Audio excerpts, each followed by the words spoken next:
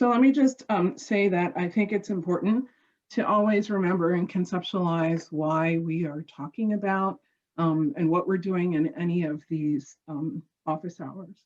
So as we know, NSF has 2 merit review criteria against which all proposals are assessed, and determining the degree to which, both from an NSF level and from a program level, the work being proposed meets these criteria.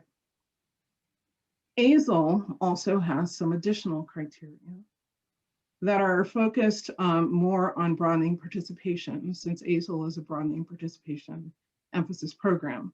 These are pieces of information that you probably have seen in other resources posted on the NSF website. So for today's conversations about 2 topics, advisory boards and evaluation, we just want to remind ourselves and everyone that these options and mechanisms are ways in which submitters can think about how better to meet these criteria. So we first want to just give some overview and some high-level thinking about advisory boards. And probably I should say advisors or advisory boards.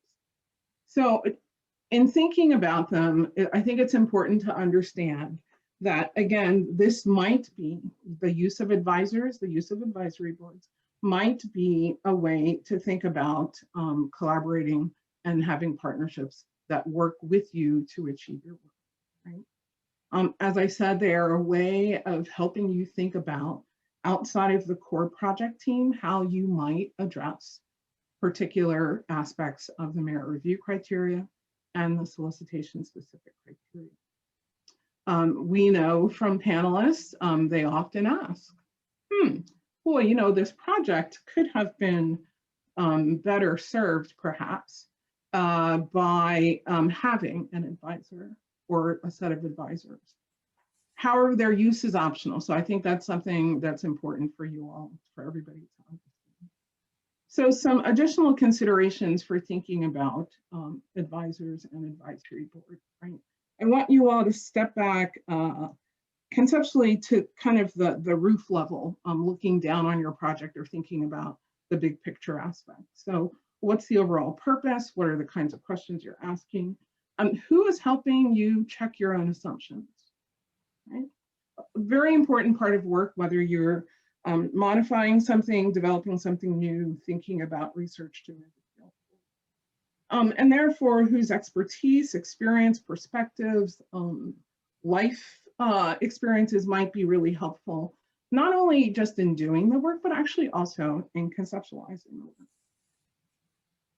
We can think about the purposes for advisors in terms of fulfilling content expertise and content writ large, context expertise.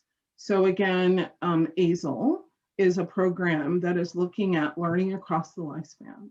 We're interested in public engagement, public understanding of science, learning across multiple contexts, not just schooling.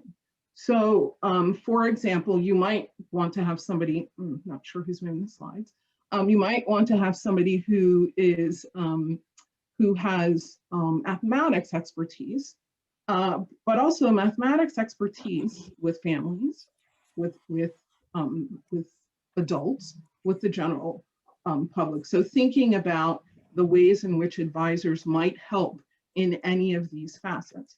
An advisor or a set of advisors who might help you think about ways in which to satisfy the broader impacts criteria. So what is it about reaching different communities, different disciplinary practitioners and researchers? And in terms of broadening participation work, what might some other lenses bring to the work? And of course, there's other reasons that people might constitute an advisory board or have a particular set of individuals that might be helpful.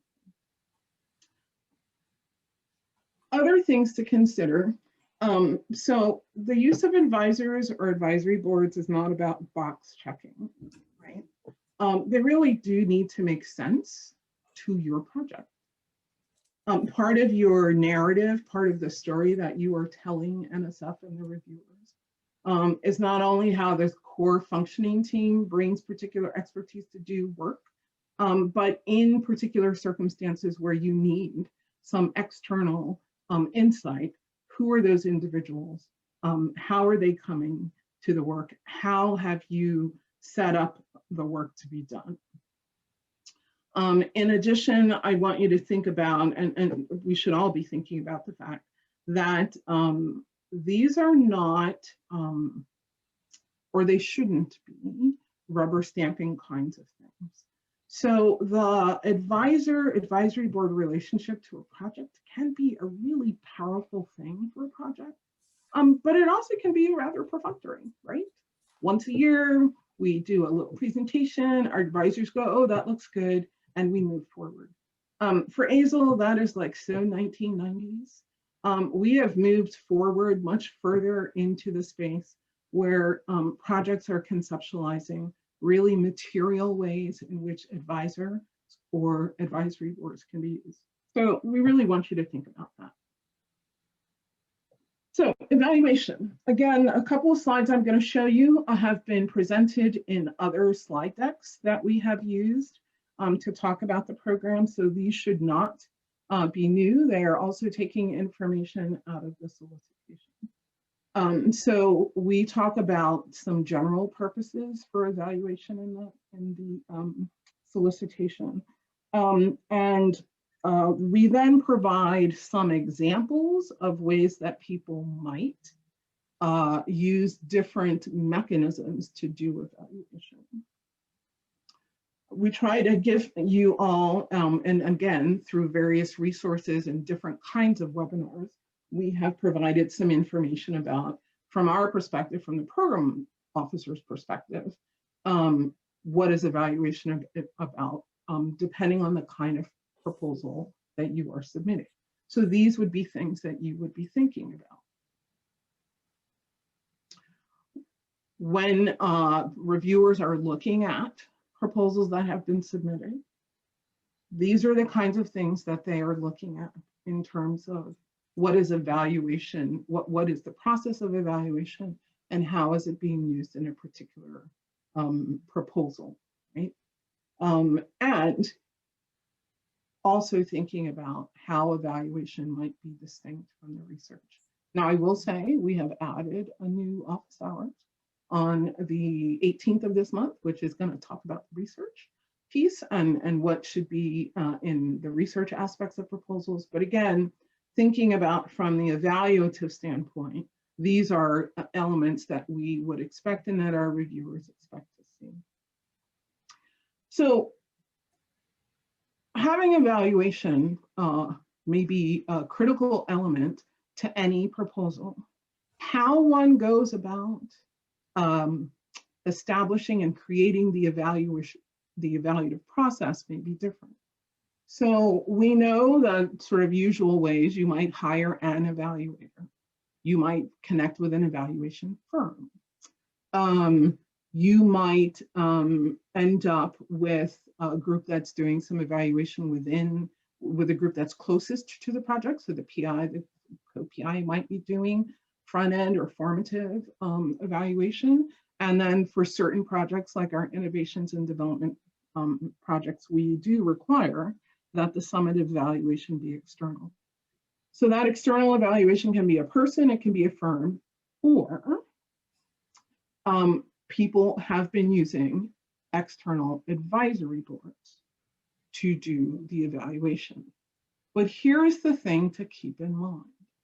The evaluation does need to have the evaluation mechanism does need to have some distance from the project.